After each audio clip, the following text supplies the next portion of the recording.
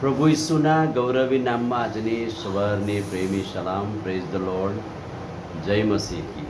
આજનું જે વચન છે રાજાઓનો બીજું પુસ્તક 18મો અધ્યાયથી 20મા વચન સુધી.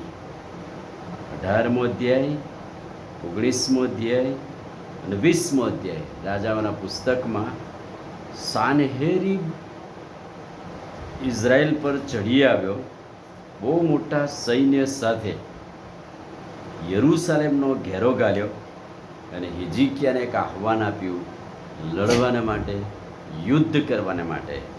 એવા સમયમાં કટોકટી સર્જાઈ. શું કરી શકાય? આટલા મોટા સૈન્યની સામે કેવી રીતે યુદ્ધ કરાય?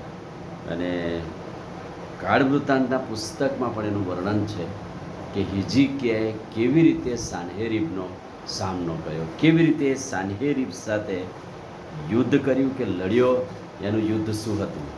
તો સાનહેરીબે યશાયા પ્રબોધકને જણાવ્યું અને યશાયા પ્રબોધક અને હિજકિયાએ સાથે મળીને ઈશ્વર તરફ દ્રષ્ટિ કરી પ્રાર્થના કરી. સાનહેરીબ ચડી આવ્યો છે. સાનહેરીબ ચડી આવ્યો એટલે એક મોટું જોખમ, પરીક્ષણ, મોટો પથ્થર કેવી રીતે ગબડાય. અને એટલા માટે સાનહેરીબને હરાવવા માટે હિજકિયા અને પ્રબોધક યશાયા સાથે મળીને પ્રાર્થનાનું આહ્વાન આપ્યું. અને બાઇબલ એમ કહે છે કે પ્રભુએ પ્રાર્થના સાંભળી. સ્વર્ગમાંથી એક જ દૂત ઉતરી આવ્યો અને એક દૂતે પ્રાર્થનાનો પ્રત્યુત્તર શું આપ્યો? 35થી 37મું વચન. રાજાઓનું બીજું પુસ્તક 18મો અધ્યાય 35થી 37 વચન. તે જ રાત્રે દૂતે આવીને આસુરની છાવણીમાંથી 1,85,000 માણસોને મારી નાખ્યા.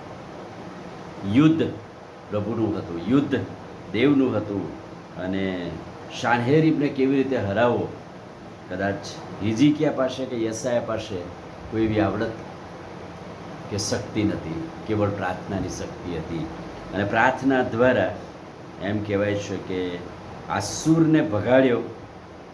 સાનહેરીબ ભાગી ગયો, નિનિવે નાસી ગયો, જ્યાં એના મંદિરમાં એના જ દીકરાએ એને મારી નાખ્યો, શૈતાનનો નાશ કર્યો, પથ્થર ગબડી ગયો. ત્યાર પછી બીજું જોખમ શું આવ્યું?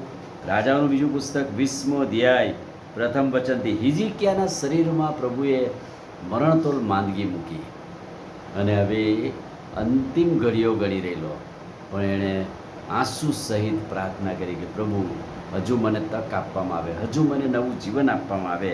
બહુ રડ્યો, પ્રાર્થના સાંભળી અને યશાયા પ્રબોધકને કહ્યું કે તું જા અને મારા સેવકને કહે કે મેં એની પ્રાર્થના સાંભળી છે અને જીવનમાં 15 વર્ષ ઉમેરી આપ્યા. કેટલી ગજબની વાત કહેવાય કે રડ્યો પ્રભુની આગળ, નમી પડ્યો માંદગી સમયે, પ્રભુએ તક આપી, બીજા 15 વર્ષ જીવનની અંદર ઉમેરી આપ્યા. જોખમ, પરીક્ષણો, આફતો, મુશ્કેલીઓ સામે પ્રભુ આપણા વતી લડે છે. આમીન. પ્રાર્થના કરીએ. વાલા પ્રભુ, આજે સવારે ખાતરીદાયક અદ્ભુત વચનને માટે આભાર. સાનહેરીબ જેવા શૈતાનો ચડી આવે એવા સમયમાં પ્રાર્થના એ અમારું હથિયાર છે. માંદગી, મુશ્કેલી, તકલીફો વચ્ચે પણ આંસુ સહિતની પ્રાર્થના જીવનમાં 15 વર્ષનો ઉમેરો કરી આપે છે. પ્રભુ, વચનને માટે આભાર. વચનના પ્રકાશમાં પ્રાર્થના પ્રભુ ઈસુના નામમાં કરીએ છીએ. સાંભળોને માન્ય કરો. આમીન. God bless you.